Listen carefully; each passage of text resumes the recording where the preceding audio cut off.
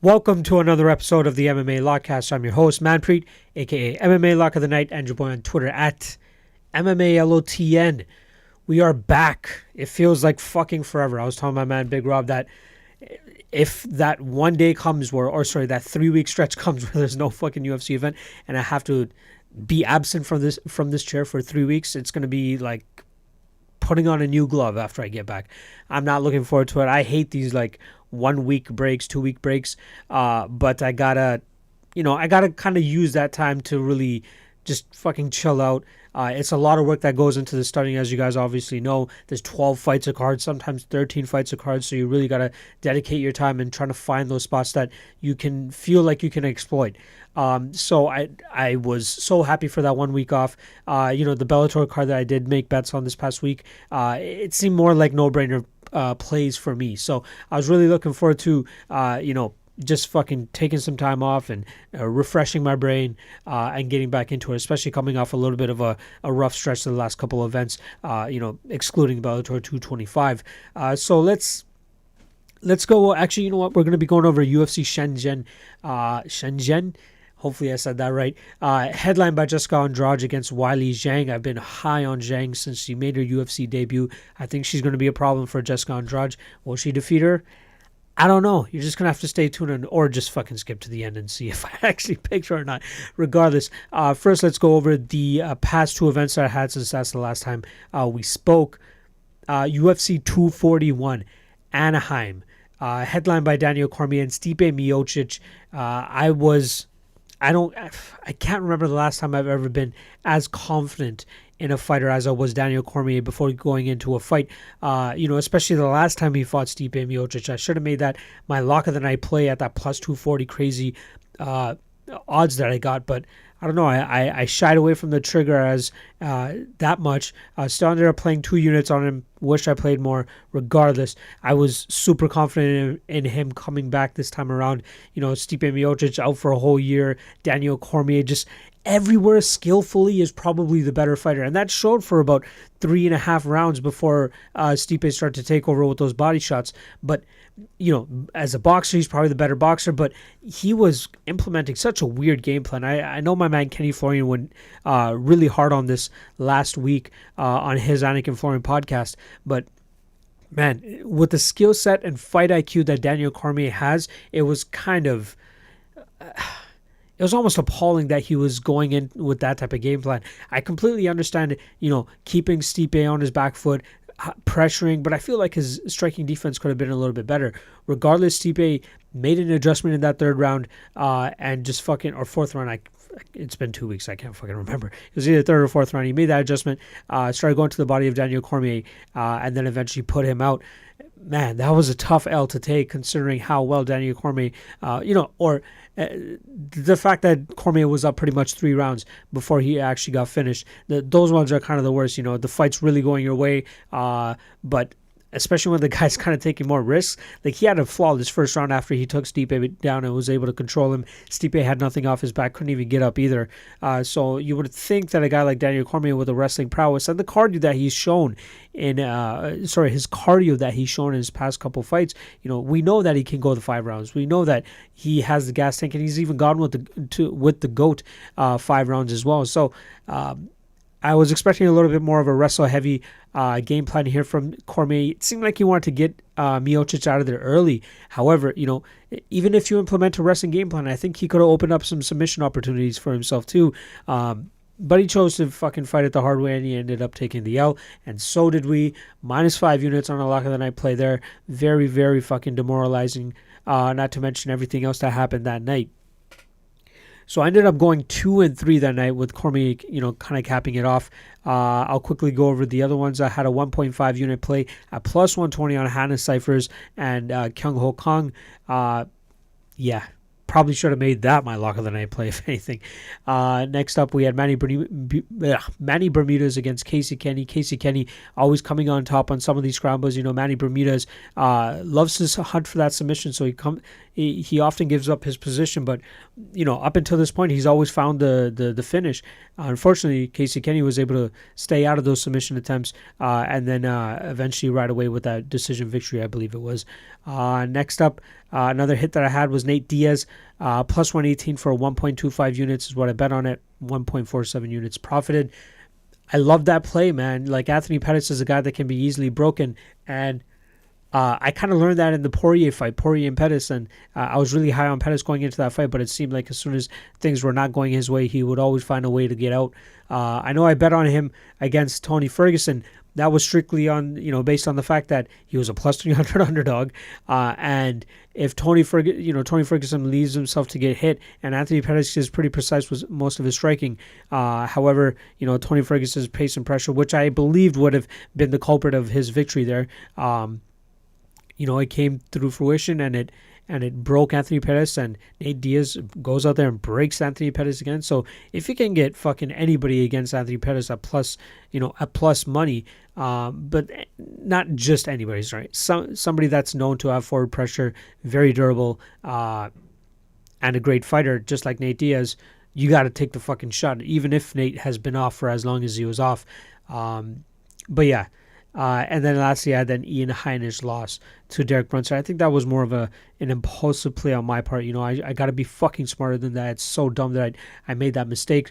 But I thought that with the tools that Ian Heinisch presents, he was going to be able to break Brunson as well. Brunson, kind of fucking stuck it through and showed that he was the better fighter that night. So big ups to anybody that cashed on Derrick Brunson at plus money. I got to fucking take that L and just fucking and just move the fuck on. So overall for UFC 241, minus 8.72 units. Brutal night. 2 and 3 on bets. But I came back with a small victory this past weekend at Bellator 225. First off, I had actually a parlay of Tyrell Fortune and Vitaly Minakov when he was originally supposed to fight Javi Ayala. However, Ayala pulls out. I can't remember why, and we get Timothy Johnson to fight him on pretty much short notice. So on a day's notice, hours notice, I should actually say. So with Fortune, that parlay ended up canceling out. We got Tyrell Fortune straight up 2 units, minus 423. Nothing to fucking gloat about there, but he gets the victory, plus 0.47 units on that play, a 24% ROI, but whatever, I'll fucking take it. And then next up, I had a 1.5 unit play on the under 1.5 on the main event, which was Matt Mitrione against Sergey Kharitonov. That was 1.5 units to profit 1.15 units. So I end Bellator 225 at plus 1.63 units for a 46% ROI. I'll fucking take it. You know what I mean? A win is a win, even if it's 2 units on a minus 423. So that kind of brings us to our next event, which is UFC Shenzhen. It's a card littered with UFC debuts, people who are just making their second fight in the UFC. It's a salty card. I'm not gonna be shy about it. For an MMA handicapper like myself, obviously when you start putting in time and watching some of these people, you want to see how these matchups end up transpiring and how they actually turn out based on the information that you gathered from watching their past fights. And if it wasn't for that aspect alone, like a guy like Tony, like my co-host on Combatisaurs, or even for a guy like Rob, you don't give a fuck about shit like this. You know what I mean? Like, Tony is a hardcore casual, as I like to say, and I think with even him, we said on the last episode of Combatisaurs that there's a lot of these fights we'll probably just skip through. I'm going to force him to watch a couple of these fights because there are some matchups that I really want to see how they play out. But yeah, very, very salty card in terms of name value, but names that are pretty big right off the bat. Damir Ismagulov against Thiago Moises. That's a fucking phenomenal fight. You're talking about a guy that's 18-1 fighting a guy that's 12-3, who is, he's coming off a victory, but very talented guy. What other fights jumping out. The return of Anthony Hernandez, I'm very interested to see how he bounces back from that loss to Marcus Perez against a striker. And this should be a very fun fight against Jun-Young Park. Very, very fun fight. Both guys like to slug, so I think that'll be very entertaining. So they may not have the name value, but I know for sure they'll bring a show and a lot of people will know them after this card. Fuck, I keep hitting the goddamn... All right, hopefully that's all right. Anyway, Kenan Song against Derrick Krantz, that might be another crackerjack. The UFC debut of Mizuki Inoue. Yeah. I love my man Movsar Evloev. I wish he was still fighting Mike Grundy. However, Grundy had to pull out, so now he's actually having a rematch with somebody he fought on the local circuit. What else? Kaikar France. He's always fun. And then obviously the top two is probably what everybody's kind of here for. We got Easy Dos Santos against Li Jingliang. Very fucking hyped for that fight. Both guys love to throw bombs, but Zaleski has shown his jiu-jitsu in his last fight, so maybe that might be something that he tries to approach here, but I think that's going to be a fun fight regardless if it hits the mat or not. And then our main event, Jessica Andrade against Weili Zhang. Fucking phenomenal fight. I think that's the fight that they could have made at that division and at that time. So, very stiff test for Andrade. Will she pass it? Let's fucking find out. Regardless, I'm not even going to bother with the fucking slideshow this time around. I'm sure all of you guys fucking know that all of those fighters, at least 70% of those fighters, probably don't even have their pictures uploaded at UFC.com. So I'm not even going to bother. Their poster, I won't lie, is pretty fucking sick, so we can stare at that for a little bit. I wish my man LV was actually making posters still, and he probably could have done something nice for this too. But this art is pretty fucking dope anyway, so I'll take that. All right, let's start off at the bottom of the card. We got Batgerel Danaa against Heili Alateng. I know my man fucking John Anik might fucking roll his eyes at some of these pronunciations, but at least he's not fucking doing the card either, so I'm sure he understands a little bit. Let's start off with Danaa. I'm hoping that it's pronounced Danaa. Regardless, he is 6-1. His only loss comes to actually a guy that beat his opponent as well. This guy named Basan Ku Damlanpurev. It was a fight where Danaa was having a lot of success on the feet, I think. But then Damlanpurev was always able to put him on his back and do heavy damage from there too. He was really beating up Danaa from the ground bottom position. I was kind of surprised that he was able to actually withstand that. With Danaa, he's a guy that hasn't been fighting that often too. He fights very inconsistently as well in terms of his debut was in 2011, then he fought in 2012, 2013, 2014, 2015, then he had a 3-year layoff after that loss, and then he came back with 2 victories. So I think he's a good striker. I think he has a lot of a lot of potential in the striking aspect, but I don't know, seeing how easily he was being taken down by Damlanpurev, if he's going to be able to actually pull off a victory here. Because Heili Alateng, in his last 3 fights, he's shown nothing but striking. However, before that, he's been assumed to be a very heavy grappler, a guy that likes to, kind of lean on the grappling more often than not. And he's always a guy that seems to be at a little bit of a size disadvantage. So he stands at 5'6". I want to see where the other guy is. I forgot to compare their heights, but yeah, 5'7". We don't really have the reach at the moment right now. So he is going to be giving up a slight size disadvantage here. I'm sure he'll probably have the smaller reach. So you want to see him kind of close the distance, try to get this fight to the ground. And from what I've seen from Danaa, he is kind of easy to get down. So I was kind of surprised to see Heili at a little bit of a dog at dog money, considering he has a little bit of a solid path to victory here with the grappling. Even though we haven't seen it in his last 3 fights, maybe that kind of adds to the plus money incentive there. Maybe a lot of people are thinking that he's going to start getting away from the grappling game that he has, but I feel like he'll notice that he has 19, 20 fights. He's a veteran, man. He's been fighting for a while. I'm pretty certain that he knows he may have the disadvantage in the striking here, which was kind of the story in his last 2 fights. He still ended up knocking those guys out too. But I feel like he can definitely lean on his grappling if it gets a little bad, or if the going gets rough, as they say. And I think what's he at now? God damn, that line closed hard. Fuck. So I saw Heili Alateng around plus 180 yesterday, and now he is plus 120. So I should not have fucking waited. But I like him at plus money, and this much, I got to see where the line goes. Yeah, I like Halia Tong at plus money. So if you can get him at like plus 120, plus 130, I would definitely take the stab on him. But I do think that the disadvantage on him will be in the striking realm. So I would be very wary if you can get highly at plus money. But I'll take Alatang regardless. I think he gets a victory here. He implements his grappling and pulls off a decision victory. Something in the throat today, guys. I apologize. All right, let's move on to our next fight. We have Karol Rosa versus Lara Procopio. I hope I nailed that. Starting off with Karol Rosa, she loves her striking. She's on that PRVT team. I feel like a couple of the Pitbull brothers are there too. It's just a logo that I've seen almost everywhere. Let me see if I can pull up that. Jessica Andrade is from that team. Hanato Monaco. Not even Moicano. Anderson Mohea. So there are some guys that were from this team. Priscilla Cachoeira seems to be on it.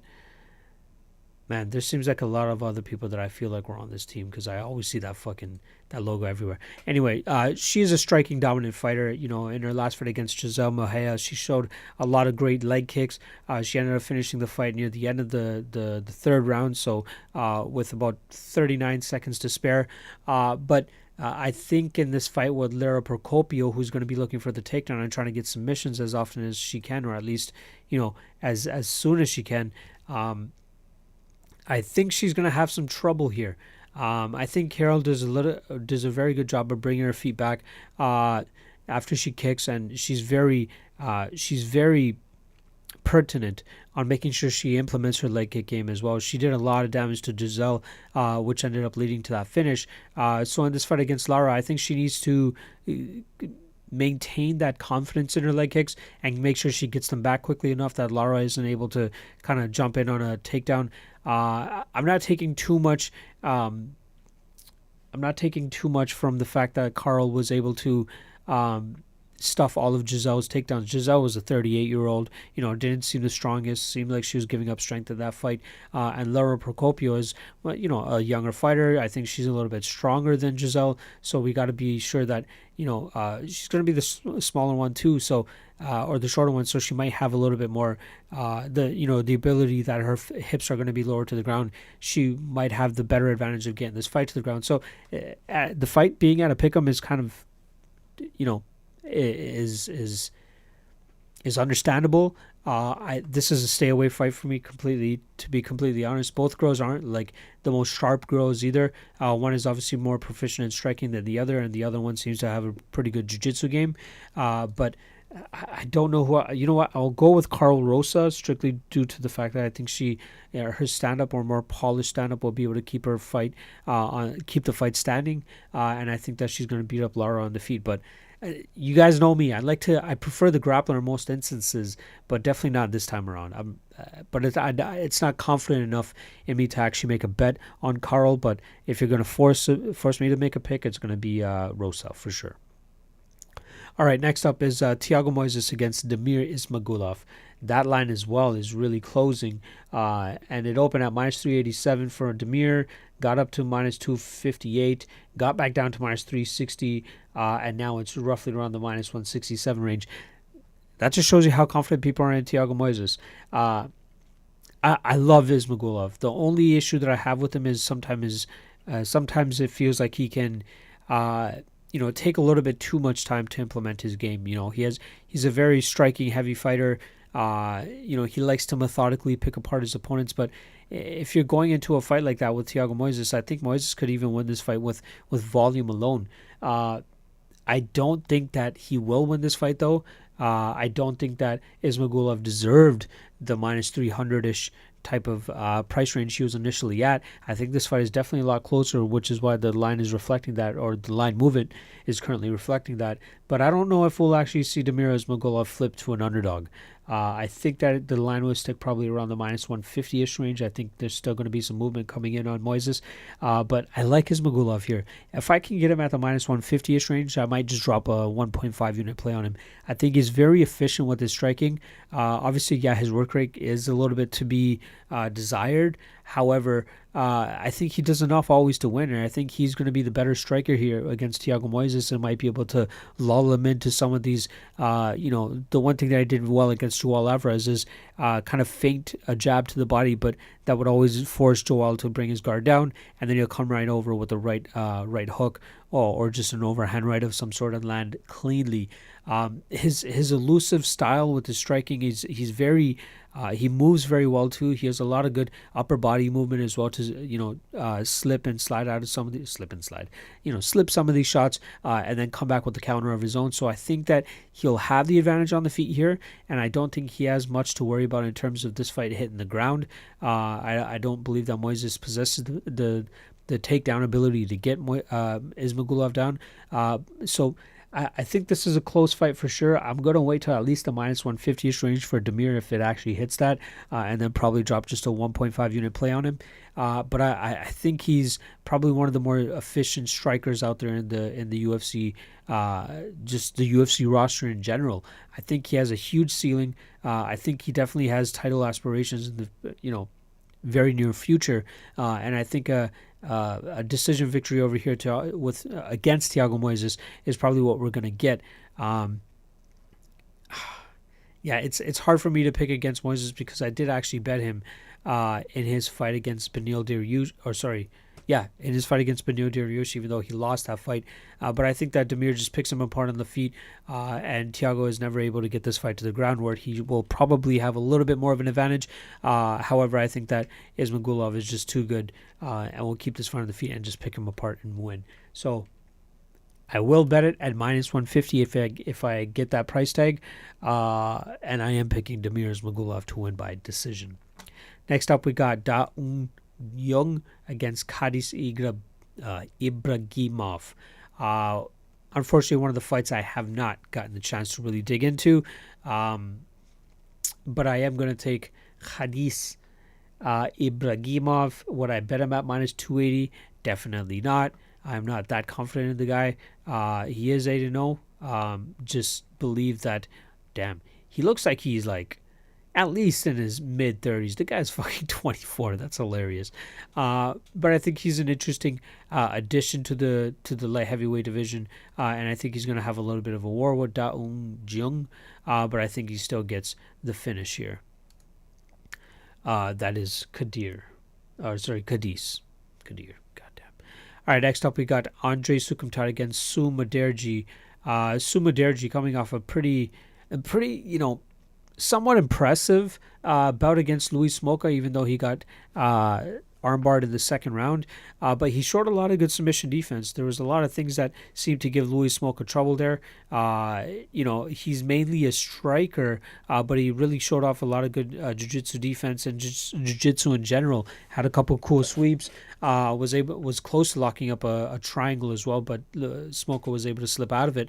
And then he eventually succumbed to an armbar in that second round. But I think that, he showed a lot of people that he had a decent ground game, but I don't think that's something that he's going to have to worry about here against Andrade Soukhamthath. I think this is a fight that will mainly play out on the feet, and if anybody is going to kind of implement the grappling game, it might be Andrade Soukhamthath, but I don't feel confident enough in that. He probably has the world's worst fight IQ, and we all know the story, so I'm not going to repeat it. But I think that this fight will probably play out on the feet. I do think that Soukhamthath has some great striking, but I do think that there might be some, hometown advantage playing in here with Sue. What's the odds on that fight right now? Plus 158-ish with Sue. I'd have to look into it a little bit more. It's really hard to get fucking tape on Sue. These WLF fucking that promotion WLF. It's just so hard to fucking find fights on these guys. Man, he fights like every 2 or 3 months when he was fighting for WLF wars. Regardless, gotta run a little bit more tape. I do believe I have one more fight on the tape index. That's not the Louis Smolka fight, so I'll definitely take a look into that. But with Andre Soukhamthath, I think he's just going to try to keep this on the feet. It's going to be a striking contest. I don't feel confident playing Andre Soukhamthath at minus 170 or so. So dog or pass situation, and I will pick Sue to win as well. Will I bet it eventually? Maybe. Like I want to dig it a little bit more. But yeah, Soukhamthath is just definitely not a guy you ever want to have your fucking money on. All right, let's move on to the next fight. Anthony Hernandez against Jun Park. I think this fight will probably be the fight of the night. These guys come out for war pretty much every fucking fight. I want to see what the fight doesn't go to decision is at, because that might be an interesting play here. Ooh, minus 175. It's actually not too bad. That might be a potential lock of the night play worthy. But both guys are strikers. With Anthony Hernandez, he was a guy that I was really huge on coming into the UFC. He had his Dana White Contender Series fight changed to a no contest because I think he tested positive for marijuana. So it was a 40-second demolishing of the Can Crusher Jordan Wright. Let's see what that guy's been up to. He's still 9-0. He hasn't fought since the Anthony Hernandez fight. That was probably just like a huge wake-up call for him. If anybody doesn't know who the fuck Jordan Wright is, this guy has a combined opponent's record of, not including Anthony Hernandez, but what is it, 8?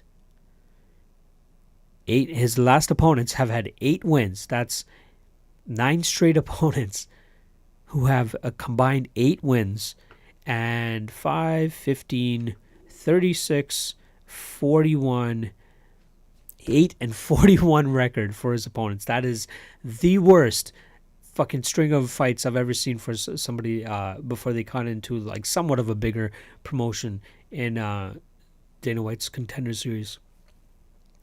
But yeah, getting back to fucking Anthony Hernandez, I think the guy is massively talented. He did very well against Marcus Perez, even though Perez was implementing a heavy kind of clinch heavy game in that first round. By Anthony Hernandez was definitely taking over with his striking near the end of that round. And then in that second round, man, he got clipped hard with that liver kick by Marcus Perez. Anthony Hernandez could not put on his poker face at all. He comes crumpling down, defense for a decent amount, and then eventually Marcus Perez ends up locking up an anaconda choke and choking out Anthony Hernandez a minute and 7 seconds into that second round. That was a great fight. With as much as Perez was trying to clinch Hernandez was always fighting out, landed some beautiful elbows, definitely won that first round in my opinion, even though he had a pretty bad cut on him. But Perez comes out there and submits him in the second round. Just a bump in the road for him. I think this fight against Jun Park is going to be a kind of a tell, and I think it's a kind of the perfectly styled matchup as well, if I'm not mistaken. Jun Park has the tendency to pretty easily get taken down. In the Glenn Sparv fight, Sparv was even landing takedowns when he was on his knees. It was kind of sad actually, but you got to give the props to Young Park though. He was able to get back up pretty easily, but I think a guy who may have better top control might be able to keep Park down, so that might be an issue for him. However, he landed heavy fucking shots on Sparv. Insane that Sparv was able to handle that for 15 straight minutes. Just had the worst striking defense I've probably ever seen either. So Jun Park, very clean and crisp and tight with his striking. Beautiful striking, actually. I was very impressed with him with the display that he put on in that Sparv fight. But in a guy with Anthony Hernandez, he's getting a guy that's probably a little bit more polished than Park. Than Sparv. And I think that Hernandez might come back here and pull off a victory. I hope he doesn't make it dicey for him. I hope that he's able to actually, implement a little bit of a smarter game. I know I said that this might be the fight of the night, and I truly believe it will still be the fight of the night. But I think that if Anthony Hernandez comes out there and tries to grapple Jun Park and try to make this a dirty fight, he probably will get the nod. I think that Young Park is kind of more so just so firm on his stand and bang style, and he's gonna out macho you in a sense where he's just gonna land the bigger and better shots. I think that might play against him here. I think that Hernandez will stay in this fight. I still praise his durability. That fight he had against Brendan Allen, 5 straight rounds against a tough guy in Brendan Allen who definitely deserves to be in the UFC. I think he did get a contract, if I'm not mistaken, off the Contender Series. But I love Hernandez here. Would I bet him though? What's he at right now? Minus 181. I think that's a little high for me. You don't know how a guy is really going to come back from taking their first ever career loss. I think that he has all the skills in the world to win this fight, and pretty much the fight IQ to win this fight as well. But it's tough. It's tough. Minus 185 is a little bit high for me. If he gets down to maybe the minus 130-ish range, I would think about betting him. But right now, I'm just going to stay away from that fight. But I will take Anthony Hernandez to win by, let's say, second round TKO. Yeah, I might also look at that fight doesn't go decision. I think that has some value for sure. Both guys are finishers, What's that? 1, 2, 3, 4. Jung Young Park has only gone to a decision 4 times in his 13-fight career, while Anthony Hernandez, I believe, has only gone to a decision 1 time, which was all 5 rounds.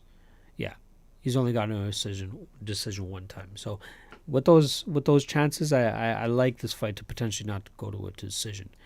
But I will also pick Anthony Hernandez second round finish. All right, next up, another fight that will probably be a barn burner is Kenan against Derrick Krantz.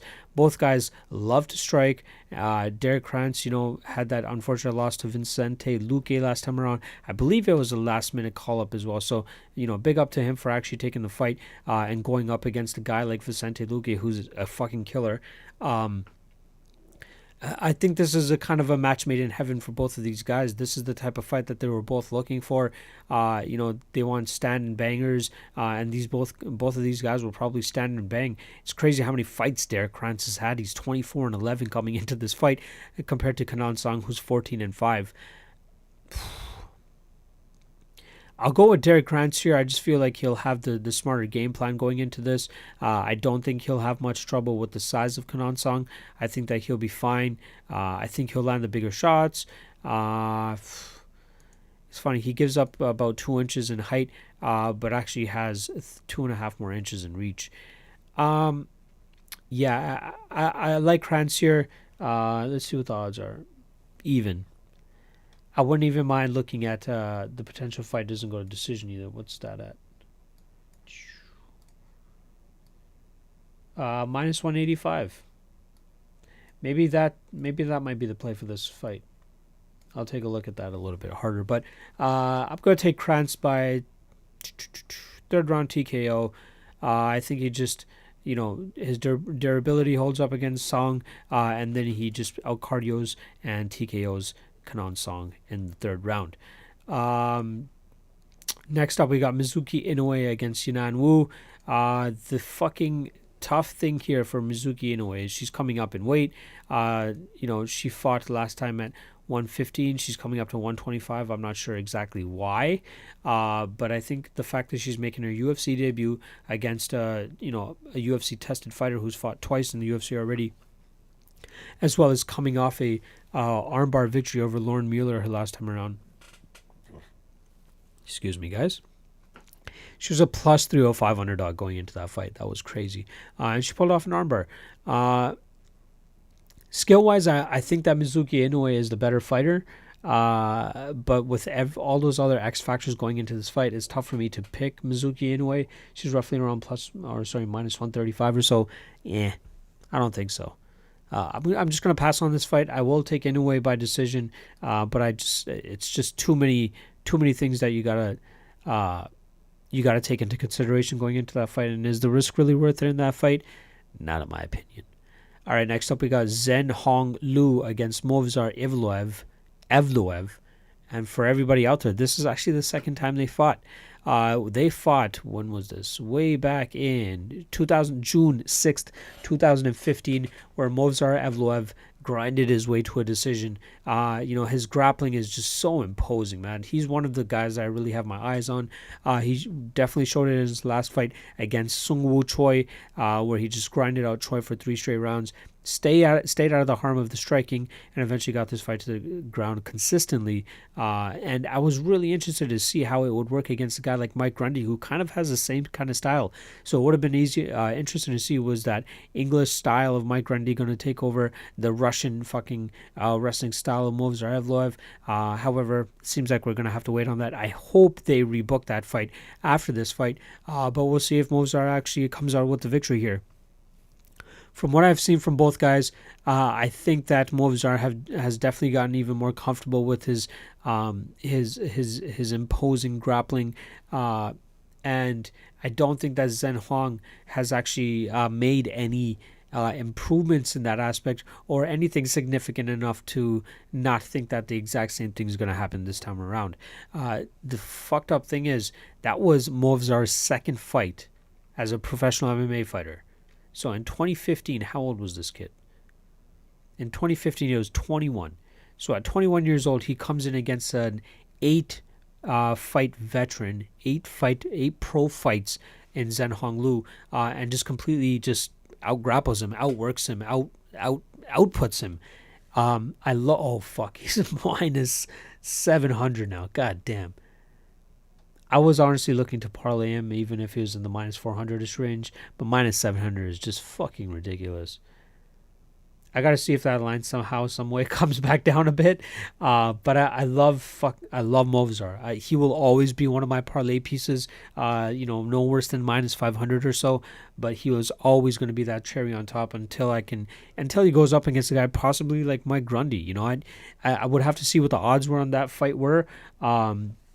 Yeah, obviously they didn't have it, but I would love to see what the odds on that fight would have been. But against guys like Lu, you got to go with Movsar. So I'm going to go with Movsar by decision. I will give Zhenhong Lu, he does have some durability, so I'm not too worried about that. But I think that Movsar Evloev by decision. You know what? I'll wait and see what that prop bet looks like, and I'll probably just fucking play that if it's in playable range. Minus 175 for the fight goes to decision, but I'll see what Movsar by decision is, and maybe make a small play on that. All right, next up we got Mark De La Rosa versus Kai Kara-France. Mark De La Rosa loves to get fights to the ground and try to implement his jiu-jitsu against Alex Perez. He was just a little bit too comfortable on the back end and tried pulling off submissions that he probably wasn't going to be able to pull off.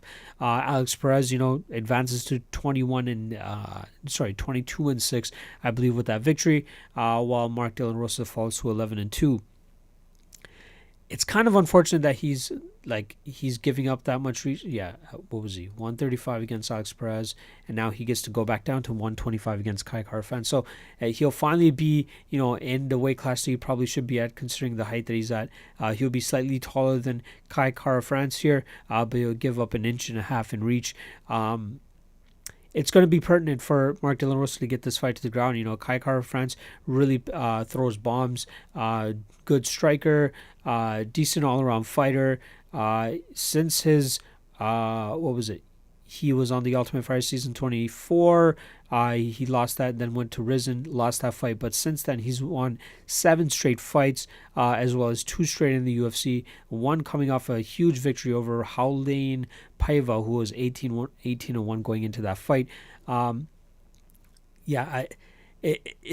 If Kai Kara-France is able to keep this fight on the feet, which I believe he'll be able to do, he should be able to land bombs on Mark De La Rosa and just hurt him and make it a much more difficult fight for him. I don't know how much further I can really get into that fight, because it's kind of just a striker versus grappler in my opinion, with the striker just being able to throw bombs. I'm going to take Kai Kara-France here. What's the odds? Minus 235. I'm not going to play Kai Kara-France that high. Mark De La Rosa could definitely pull it off, but I don't see that outcome likely. So I'll definitely go with Kai Kara-France, probably by decision here. Just landing the heavier shots, never really putting De La Rosa out, and then getting the victory that way. But wouldn't play him above minus 200. Just being honest. All right, next up we got Alessio. I like to call him Easy Dos Santos. Easy Zaleski Dos Santos. Zaleski Dos Santos. Easy Dos Santos, as my guys from the co-main event podcast normally say. So, Easy Dos Santos against the Leech, Li Jingliang. This fight is probably going to give Anthony Hernandez and Jung Young Park a run for their money for fight of the night. These guys are bangers, but Zaleski has shown, like, even in his last fight against Curtis Millender, if he needs to take a fight to the ground, and that's probably the best way for him to win, then he's going to fucking do it. Will he pull it out here against Jing Liang? I think he will try to test the striking a little bit more here. I don't think he's going to be as dead set on getting a takedown like he was against Curtis Millender. I think he wants to test out his striking here. Li Jing Liang is not the most technical striker, but definitely throws with a lot of heat. Has good leg kicks. He had a war against David Zawada and then eventually won by his side kick to the body. I believe I bet the under 2.5 on that against Lee and David, and then it just fucking ended with 53 seconds left in the third. But in terms of this fight, there's no way you can't go with Zaleski Dos Santos. He's minus 290. I may potentially think of parlaying him here with somebody. Maybe, not 100% certain. But I do like this fight for Zaleski. I think he has the better ground game. Is he going to take it to the ground? I'm not 100% sure. I do like his jiu-jitsu a little bit better. And I do like his striking a little bit better. He might be a little wild at times, but I think technically he's going to have the advantage here on Lee. And I think he'll be able to dictate the pace on the feet a little bit better than Lee as well. So I'm gonna take Zaleski here. Will he be able to finish him? I don't think so. I think this will be more of an outpointing than it is a finish. So I'm going to take Dos Santos by decision, and we'll potentially look to parlay him with somebody with who I just don't know. How big of a bet I don't know either. But I do like Zaleski here and think he deserves to be a heavy favorite and potentially parlay worthy as well. So I'm taking Zaleski by decision. All right, that brings us to our main event, Jessica Andrade against Weili Zhang. Whew. This is a fight that I've been waiting for a while, guys. Zhang has 3 fights in the UFC, dominant armbar victory over Jessica Aguilar, and then she had 2 decision victories over Danielle Taylor and Tisha Torres. The Torres fight probably being the most impressive in terms of name value. Jessica Aguilar probably being the most impressive in terms of just physical performance. And in this fight against Jessica Andrade, I think that she's really going to get tested. Probably the most she's been tested in her entire UFC career. I think Jessica Andrade will be tested in this fight too. I think this might be the most complete fighter, from striking to grappling to just movement to almost everything that Jessica Andrade has faced to this moment. Joanna Jędrzejczyk, great stand-up fighter, great at keeping the fight on the feet, but I think that on the ground she shows some deficiencies, and I think that in a fight with Weili Zhang and Joanna Jędrzejczyk, we might see Weili pull off the victory there. Not sure, but I just think overall Weili is probably the most complete fighter that Andrade has fought. So if she's not able to, uphold her John Lineker type of style, rushing forward, winging shots, and just being the more aggressive fighter, I think she's going to have trouble here against Weili Zhang, who probably is the more technical fighter, or at least a more technical striker as well. She might have success, countering Jessica Andrade in some of these exchanges, though she's not the best in terms of, fighting off her back foot. If she's consistently getting pushed back by Jessica, Weili's going to have some trouble. But will Andrade be able to do that for all 5 rounds? She's shown that she's been able to go 5 rounds against Joanna Jędrzejczyk, even after getting consistently stung. But I don't know, maybe Weili has a little bit more power than Jędrzejczyk too. Jędrzejczyk is very famous for having that stinging, repetitive, and just constantly hitting you style, and then with Weili, I think that she might possess a little bit more power than Joanna and could probably hurt Jessica Andrade. This one is a really, really tough fight to choose. I don't believe Andrade should be as heavy as a favorite as minus 185, which is what 5 times currently has her at. If Weili somehow, some way hits plus 200, I might make a small play on her. But if it's anything but that, I think it's a fight that I'm probably going to stay away from. It's a fight that I really want to enjoy as a spectator as well. Both of these girls have very interesting styles, and it's always cool to see how they implement their games. And I think that we have two contrasting styles here that kind of give us the ingredients for a really good fight. How much does Weili kind of try to lean on grappling if that's the way she wants to go? Will she give up strength here? I think that Andrade is probably the stronger fighter, but Weili's pretty built and thick too, and quite strong herself. Fuck. Whew. In terms of pick, I'll go with the upset. I'll go with Weili Zhang. I think that she'll land the better shots over the 5 rounds. I think it's going to go 5 rounds. I think she'll get the judge's decision, call it a hometown cooking if you want. But, if she's able to stick and move and stay away from the big shots, she might eat a couple shots, but as long as she stays away from the majority of the big shots, she might be able to land the better shots here. I could see this being like a very close fight. So in close fights, I'll more often than not try to lean with the underdog here. And that's what I'm going to do with the Zhang. I'm going to take Zhang to be the first ever UFC Chinese champion. I believe that she gets the victory here. And I could be wrong. I'm a huge fan of Jessica Andrade. Don't get me wrong. But I'm not confident enough to bet Weili Zhang at the plus 160-ish range that she's at. But if she hits plus 200, I think the value is there on fucking Weili, especially in such a close fight like this. So either way, I'll pick Weili to win. I think she captures the championship, and that just sets up so many other interesting fights that could possibly happen with her. And with how talented and skilled she is, I could see her possibly holding the title for a little bit. And probably finally being that fighter the UFC's been looking for to kind of break into China. And this might be the time for her. And I think it's, I think the matchmakers definitely see that as well, which is why they've probably teed this event kind of up for her. And to even get Jessica Andrade to accept this fight, to fight, on her enemy's home soil as the champion, I think that's very courageous of her and motivating. But, she kind of was on the opposite end of that type of thing with Rosa Namajunas last time. Rosa actually comes out and fights in Andrade's backyard, and then unfortunately gets finished. So we'll see this time around if the trend continues and we get a Weili crazy finish if Jessica Andrade on her home turf. So I'll take Weili by decision regardless. Love her at plus 200 if she hits that range. So keep your eyes out for that, or set your best fight odds alert, which is what I normally do. And I'm going to take Zhang. That's it. That's pretty much a wrap on the lock of the night. Sorry, the Lock-Cast. Fuck. It's kind of late. I started a new job today. That's why I'm a little bit more dapper in terms of at least my outfit. It's fucking 9:25 right now. I got to work at I got up at 7 o'clock, 6:30, 7 o'clock. Did my fucking new job, came in all the way downtown. Then I had to come back out here into the GTA to get to my man Big Rob's place to record this. So it's 9:25. I'm surprised I haven't given y'all a full yawn. That's for you, Big Marley. Haven't yawned at once. Now that I'm talking about it, I might actually fucking yawn, but fuck it.